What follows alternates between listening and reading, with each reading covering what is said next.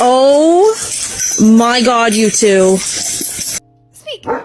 Speak. How